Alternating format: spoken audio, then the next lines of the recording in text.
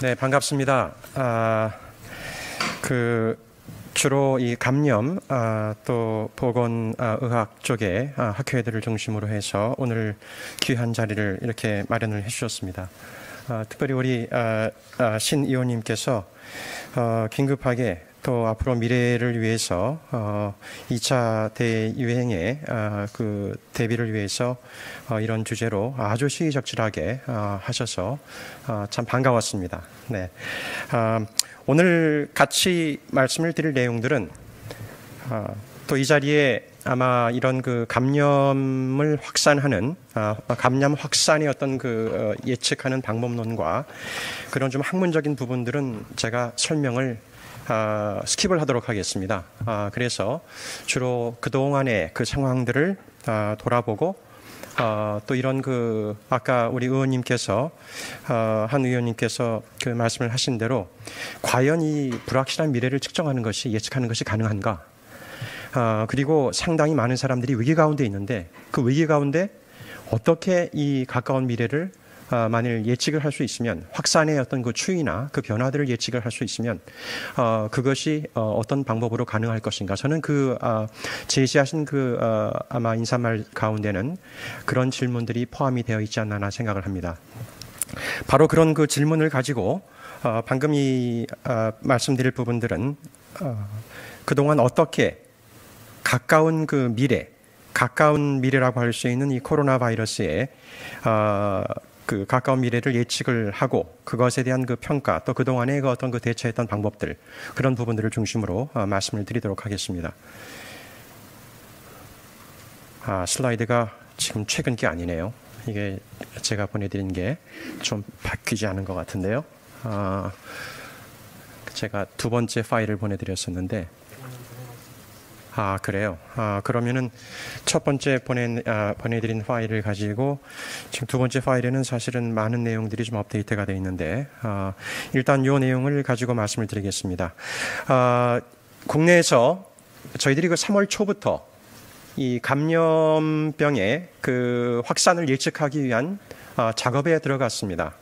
당시에 저는 미국 통계청 그 통계개발원장으로서 보건, 경제, 노동, 교육 이런 분야들을 미국에서 30년 동안 주로 미국 정부와 민간학과 협력을 하면서 그 연구를 해왔었고 작년 그 1년 전에 국내에 들어와서 바로 이 2월, 3월에 이런 뜻하지 않은 국가적인 세계적인 위기를 같이 대응하는 이런 일을 할 거라고는 누구도 예측도 못했고 저도 예측을 못했었습니다. 이 부분은 분명히 불확실한 그런 그 상황이었죠.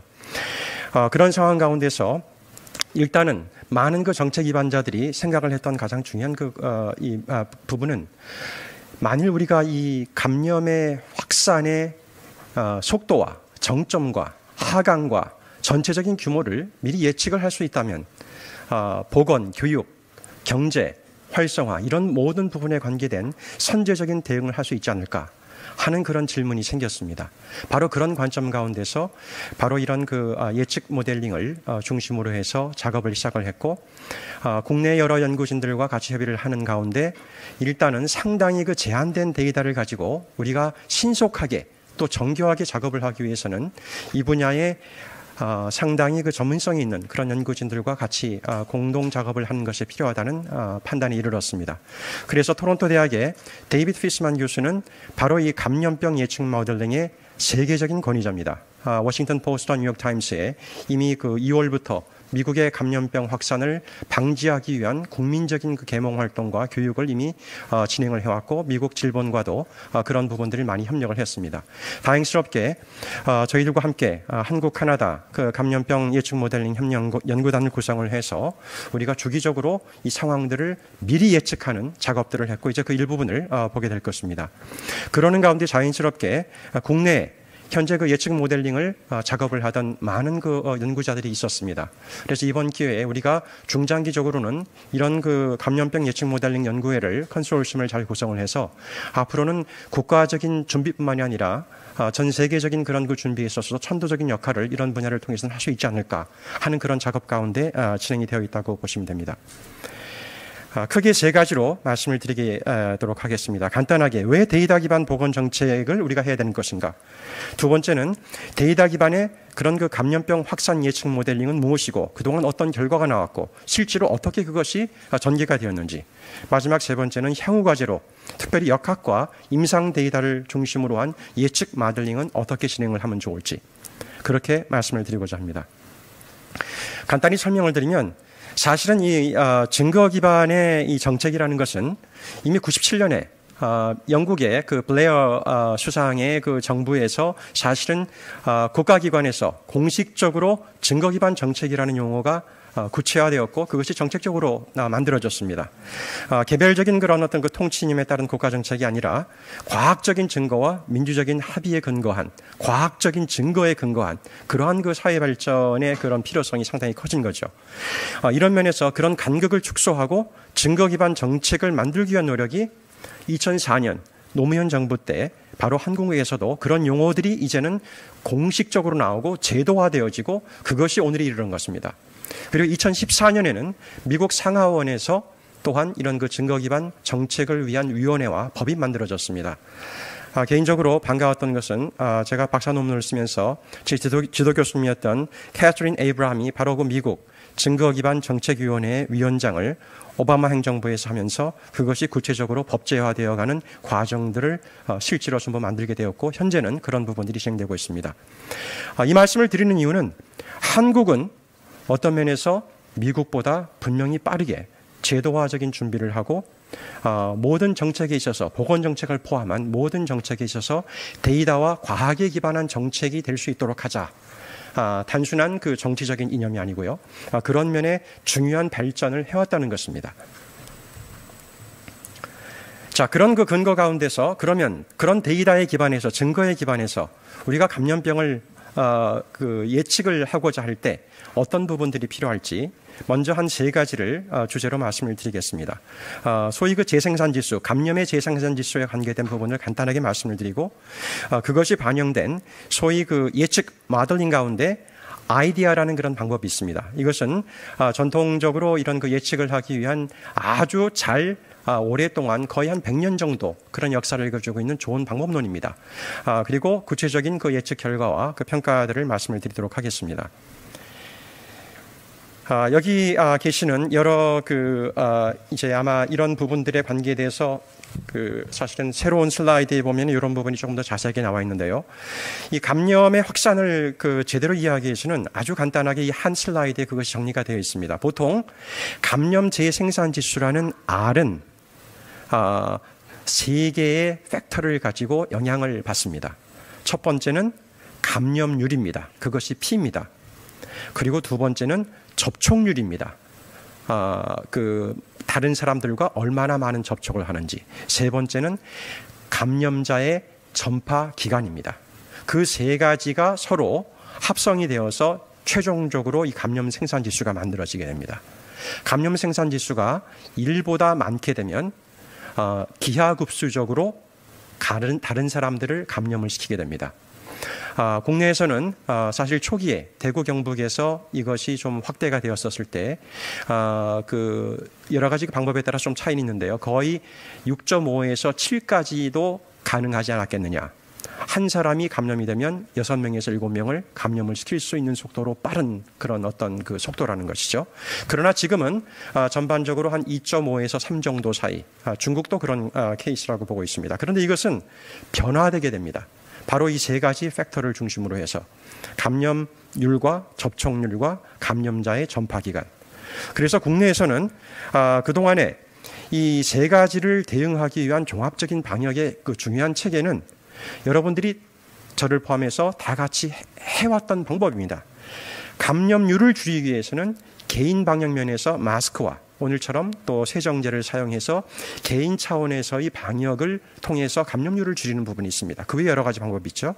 두 번째, 접촉률을 줄이기 위해서는 재택근무 또는 그 온라인 학습 또 다중이용 시설을 제어하는 그런 부분을 통해서 사회적 거리두기를 하게 되면 이 부분을 상당히 제한을 시킬 수가 있습니다. 마지막 세 번째는 우리 국내에 질본을 중심으로 해서 상당히 이번 이 위기 전에 이미 많은 그 준비들을 해왔던 3T, Testing, Tracing, Treating, 검진 킷을 통해서 빠른 속도로 검진을 하고 그리고 접촉한 사람들을 추적을 해나가고 그래서 필요한 사람들은 빨리 자가격리를 시키고 최종적으로는 여러 가지 국내에서 이 생활치료센터라든지 그런 그 방법을 통해서 빠른 속도로 치료를 할 수 있는 그렇게 해서 감염 전파 기간을 줄이게 되는 것입니다. 사실은 일반 국민들은 이런 왜 우리가 이런 그 종합적인 방역을 했는지 그 배경은 사실은 일반적으로 잘 이해는 못하지만 왜 지금 그동안 이런 조치를 해서 우리가 이 재생산 지수를 이렇게 낮추어서 현재 종합적인 방역을 전 세계적으로 가장 잘 대응을 한 그런 그 선도적인 나라가 되었는지를 아마 이해를 하시게 될 겁니다. 바로 이런 부분을 측정하는 것이 그리고 이런 부분을 바로 그 감염 확산 모델링에 반영을 하는 것이 이제 저희 그 한국과 카나다의 연구진들이 진행한 부분입니다. 이 아이디아의 그 모델링 방법에 이 여러 가지 수리통계학적인 그런 부분이 있는데 이 부분은 그냥 스킵을 하도록 하겠습니다. 그리고 이것은 상당히 이 학문적인 근거와 또 상당히 그 좋은 방법론으로 사실은 SIR이라는 그 susceptible 모든 국민들은 사실은 이 감염에 사실 노출될 수 있는 위험이 있고 그것을 크게는 두 가지 그룹으로 그다음에 나누게 됩니다. 어떤 사람은 소위 감염이 되는 그 인펙션이 되는 그룹이 있고 그다음에 인펙션이 된 사람들 가운데서는 리커버 소위 회복이 되거나 또는 사망에 이르는 그런 세 가지 팩터를 중심으로 해서 이 방법론이 사실은 만들어지게 된 것입니다. 거의 100년의 역사를 가까이 두고 있는 그런 좋은 방법론이라고 생각하시면 됩니다. 많은 데이터가 없는 가운데 이 데이터는 그날 생긴 하루에 생긴 그 확진자 숫자만 가지고도 구체적인 전반적인 그 모델링을 할 수 있는 그런 방법론이라고 이해를 하시면 됩니다. 몇 가지 실례를 보여드리겠습니다. 자세한 설명을 지금 다 보여드릴 수는 없고요. 이것을 통해서 이미 저희들이 현재까지 그 6차례의 정기적인 그 모델링 작업을 했고 바로 오늘도 지금 그 일곱 번째 최근 그 위기를 중심으로 한 그 모델링이 진행되고 있습니다.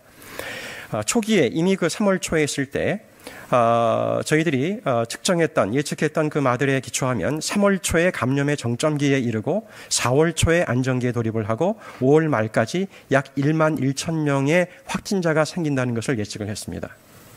3월 초였습니다. 그리고 이것이 점점 더 다시 정제가 되어지고 3월 중순, 3월 말, 4월 초, 4월 중순, 또 5월 초, 또 지금 6월 이런 식으로 해서 계속해서 주기적으로 상황들을 새로운 데이터가 들어오면서 우리가 확인을 하는 그런 과정들에 들어가 있습니다.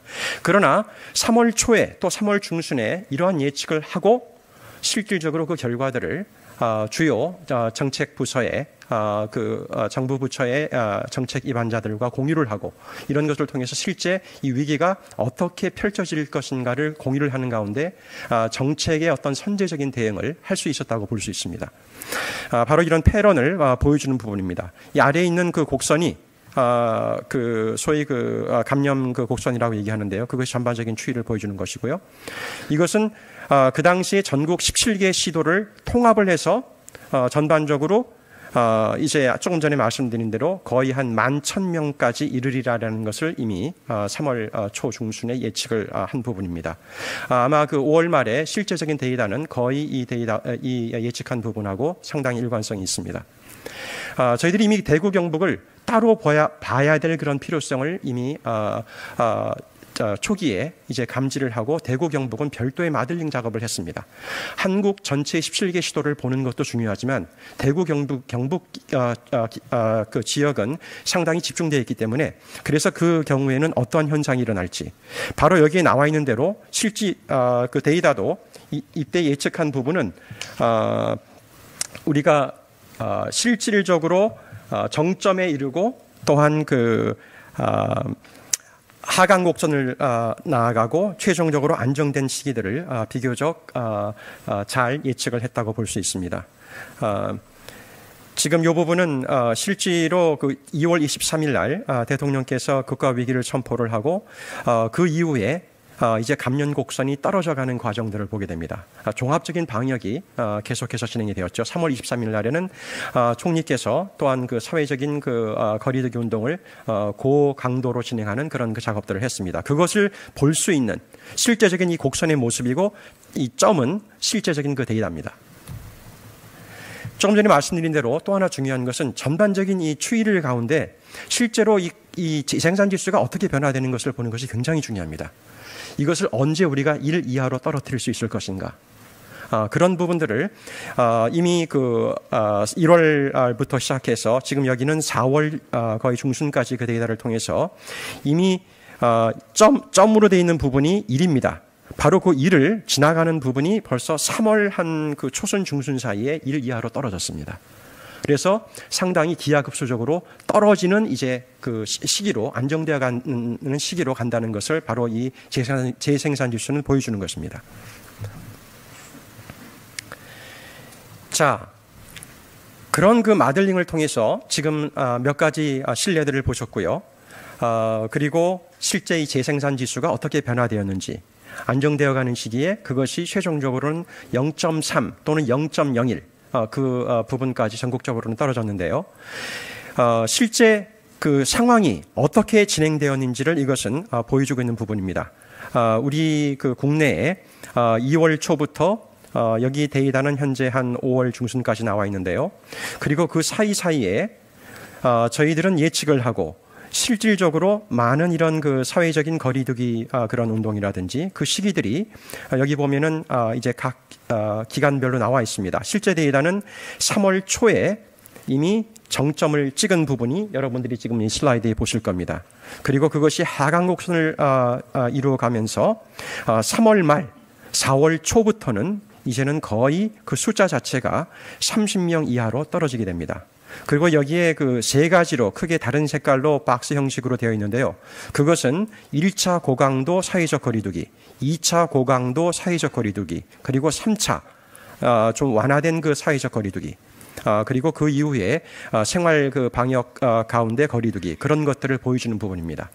그러니까 이런 상당히 많은 조치들을 통해서 전반적인 그런 이 실제적인 그 감염의 그 곡선이 조절이 된 것을 직접 보시게 되는 거고, 앞에 보여드렸던 그런 그 실제 예측마들과 상당히 가까운 그런 그 현상으로 나타나게 되었습니다.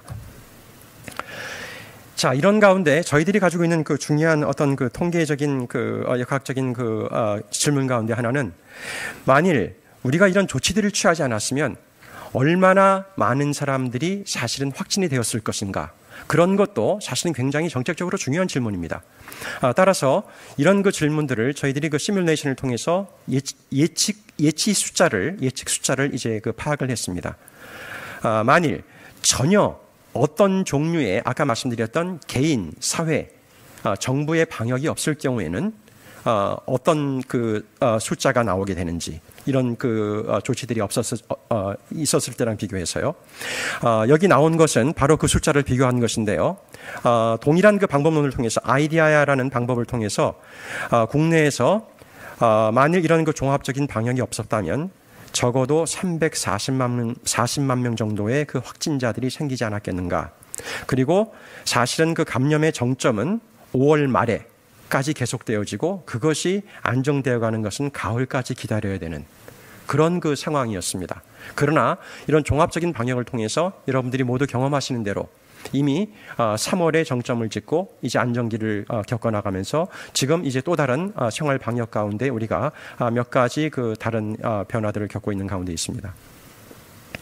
이제 그 전망 부분입니다. 사실 이 전망 부분에는 제가 슬라이드가 추가적으로 많이 있는데 그 두 번째 슬라이드가 여기 지금 포함이 안 돼 있어서 여기 있는 슬라이드 내용만 가지고 말씀을 드리도록 하겠습니다. 이제 그 생활 방역으로 들어가면서 나오는 가장 중요한 부분은요. 생활 방역이라는 것은 이제 사회적 거리두기를 완화시킨 부분입니다. 그러면 아까 설명드린 대로 세 가지 그 팩터 가운데 두 번째 팩터, 고위 그 컨택트 레이트, 접촉률이 그만큼 커지게 됩니다. 그러면 전반적인 실제 재감염 지수가 아무래도 높아질 가능성이 있습니다. 그런 경우에 저희들이 나타나는 현상을 소위 이 데이터를 통해서 이제 다시 지금 마들링하는 작업을 한 것입니다. 지금 위에 있는 것은 전국 17개 시도를 통합을 해서 5월 25일 날 최근에 6차 마들링을 했습니다. 그래서 그래도 전반적인 이 패런을 보시게 되면 지금 여기에 색깔을 보일 수 있는 게 있나요? 네. 지금 실제 데이터는 점으로 나와 있는데 중간에 조금 띄었습니다. 이제 소위 이런 것이 생활 방역 또는 저희들이 캐나다와 같이 사용하는 용어로는 다이너믹 거리두기라고 얘기합니다. 왜냐하면 이 실질적으로 일반적으로 썼던 사회적 거리두기에서 좀 더 완화를 시키는 그런 부분이죠. 그래서 그것을 이제 어느 정도 완화하는 가운데 아무래도 수치가 올라가게 돼 있습니다. 그래서 실제 데이터는 이렇게 약간의 튀어나온 부분이 있습니다. 그러나 실제 예측 부분은 사실 계속해서 완만하는 것으로 현재는 나타납니다. 그리고 전체 총 환자 수예요. 데이터는 지금 전국 17개 시도를 준 주물에서 올라가는 것으로 당분간은 보입니다. 그러나 실제 예측하는 그 패런은 상당히 안정되어 가지 않을까. 전제 조건은 이런 경우에 다시 사회적 거리두기와 비슷한 그 조치를 조금 더 강력하게 한다는 전제하에 이러한 예측을 하는 것입니다. 그래서 사실은 이러한 그 부분들이 반복이 될 수 있다는 것이 실제 현재 그 하버드 대학의 연구진과 또 우리 캐나다 토론토 대학의 연구진이 공통으로 현재 우리가 예측하는 부분입니다. 지금 이 곡선들을 보면요, 이것은 지금 이미 우리 그 캐나다 측의 연구진이 이미 저널에 발표한 부분인데요. 다이나믹 거리두기를 할 경우에는 지금 2020년부터 2022년까지 상황을 보여주게 됩니다. 다이나믹 거리두기를 할 때 실제로 감염률이 올라가게 됩니다. 그래서 여기는 10만 명당 약 50명 정도의 숫자를 하나의 이제 기준점으로 보았는데요. 올라가면 사회적 거리두기를 다시 강화시킵니다. 그럼 떨어집니다. 그렇게 되겠죠? 그러면 또 완화를 좀 시키게 되면은 또 다시 올라갈 가능성이 있습니다. 그래서 이것이 반복이 되어지는 케이스입니다. 그러니까 이것이 실질적으로 시뮬레이션을 통해서 이제 확인이 된 부분입니다. 왼쪽의 부분도 거의 똑같은 부분을 보여주는 겁니다. 실질적으로 이런 그 조치들이 취해지지 않았을 경우에는 전체적인 케이스가 이렇게 높이 올라갈 수 있는데 이제 이런 사회적 거리두기를 다이나믹 거리두기를 통해서 충분히 아까 말씀드렸던 우리에게는 3T 시스템이 상당히 과학적으로 잘 되어 있습니다. 그리고 개인적인 방역도 충분히 잘 한다는 그 전제가 물론 있습니다. 그 부분이 흐트러지게 되면 사실은 이 소위 파도와 같은 이 다이너믹 곡선들이 더 높이 치솟을 수 있습니다. 이것이 더 높이, 예를 들어서 여기의 기준점은 50명인데요. 10만 명당 나오는 그 확진자 숫자가요. 이것이 더 높아지게 되면 이제 보건의료진들이 감당할 수 없는 어떤 그 수준에 이르게 되면 상당히 이것은 어려운 부분이 되게 됩니다. 그래서 그 전에 그 세 가지 팩터를 컨트롤하는 것이 굉장히 중요합니다. 지금 여기 앉아 계신 분들이 계속해서 지금 특별히 지난달 말까지 또 지금도 굉장히 우리가 강조하는 것이 개인의 방역을 좀 더 강하게 해 주십시오. 이런 그 마스크를 쓰는 부분들, 세정제를 쓰는 부분들, 또 아까 말씀드린 사회적 거리두기와 관련된 다중시설, 다중이용시설을 이제는 많이 우리가 제한을 했습니다. 또 세 번째로 3T 시스템이 우리는 잘 운영이 되고 있습니다. 확진자들이 나오고 검진되어지고 추적을 하고 그리고 치료를 하는 그것들이 균형 있게 되어가게 되면 이것이 계속 반복이 되게 돼요. 그러니까 심지어 신약이나 백신이 없는 경우에도 이것이 반복이 되어지고 만일 신약이나 백신이 이제 하반기에 개발이 되어지고 또는 내년 상반기까지 계속적으로 만일 사용이 되어진다게 된다면 이런 부분을 우리가 좀 더 다른 변화들이 생기게 되겠죠. 그때는 좀 더 염려가 좀 덜하게 될 겁니다. 그러나 그것이 없는 시기에는 이러한 그 반복되는 패런들이 진행된다는 것입니다. 자, 그런데 현재 이 코로나 바이러스는 국내에서만 잘한다고 해서 대처를 할 수 있는 것은 아닙니다. 지금 여기 보이는 것은 일부 주요 국가들의 이 신규 확진자 추이를 이런 그 실제 데이터를 가지고 보여준 부분입니다. 대부분의 나라들은 영국과 미국을 제외하고는요, 대부분의 나라들은 이 소위 종의 모습, 벨-쉐이프드 커브를 따라서 중국, 이란, 스페인, 스위스, 심지어는 이탈리아도 많은 어려움이 있었지만은 이제는 정점을 찍고 하강 곡선을 내려가고 있습니다. 독일은 상당히 좋은 그 예입니다. 독일도 마찬가지로 정점을 찍고 이제는 하강을 가고 있죠. 안타까운 것은 영국과 미국은 사실은 아직도 정점 위에서 계속 플래토 상태에서 지금 상당한 기간을 가고 있는 가운데 있습니다. 떨어지기에는 아직 시기가 더 있다는 겁니다.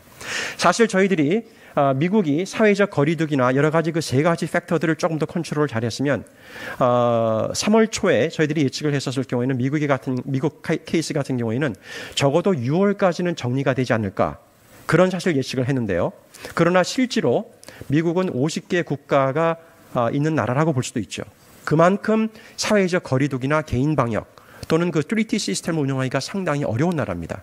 그래서 의외로 지금 그 위기가 상당히 오래 가고 있고 이것이 떨어지는 것이 이제는 사실 거의 8월, 9월까지도 지금 보고 있는 상태입니다. 이 말씀을 드리는 이유는 결국은 우리가 국내 방역만큼 중요한 것이 국제 그런 그 인터내셔널 그 다른 나라 사람들이 들어올 때 3T 시스템을 잘 활용을 해서 방역을 하고 그것을 통해서 선제적인 대응을 한다면 그 부분도 가능하다는 것. 그런 현재 이 위기는 그러한 그 국제적인 팩터도 상당히 중요하다는 것을 말씀을 드리는 것입니다. 현재 전 세계 신규 확진자 추이를 5월 14일까지 데이터로 보고 있는데요.